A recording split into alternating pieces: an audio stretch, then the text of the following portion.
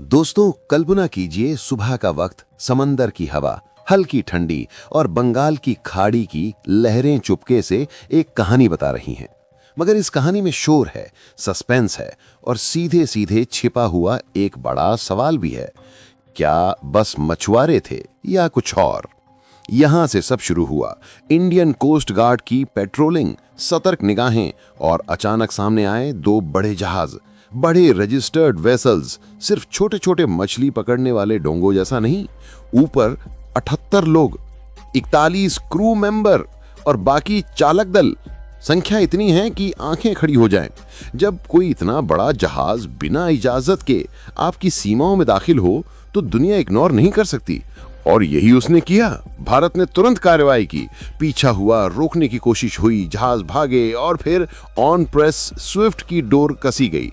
ये नाम सुनते ही आदतन दिल से एक झटका लगता है, क्योंकि स्विफ्ट का मतलब तेज और सटीक है।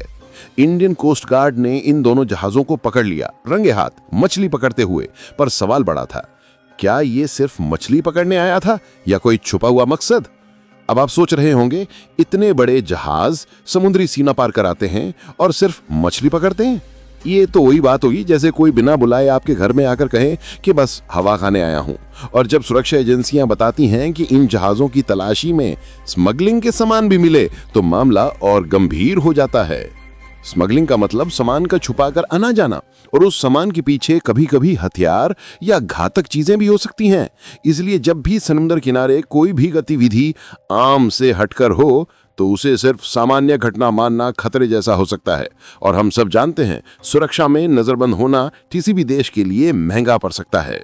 इसलिए कोस्ट गार्ड ने इन्हें पास के नेवल बेस पर भेज दिया जांच के लिए, ताकि हर कोना खुलकर देखा जाए, हर एक बोरा, हर एक कैबिन और हर दस्तावेज की तह तक जांच हो सके।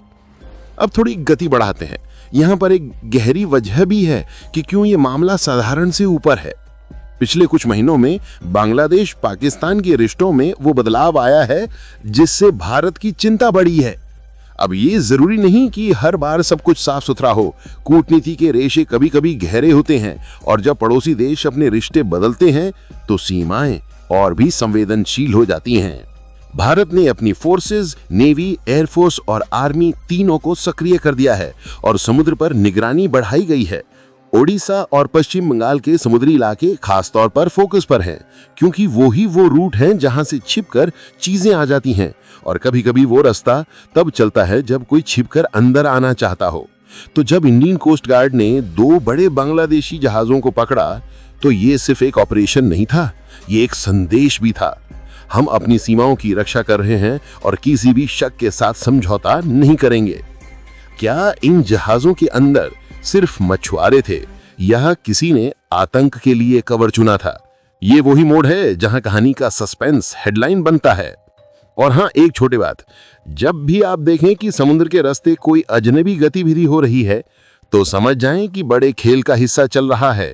इसलिए नेवी ने इन जहाजों को कब्जे में लेकर आगे की गहन जांच के लिए भेजा। ये जांच ही बताएगी कि क्या इन जहाजों के दस्तावेज, पंजीकरण सब सच्चे थे या नकली कागज थे? क्या इनके पास वैज्ञानिक उपकरण थे या छुपे हुए बैग? और क्या इनके सिग्नल से कोई संगठित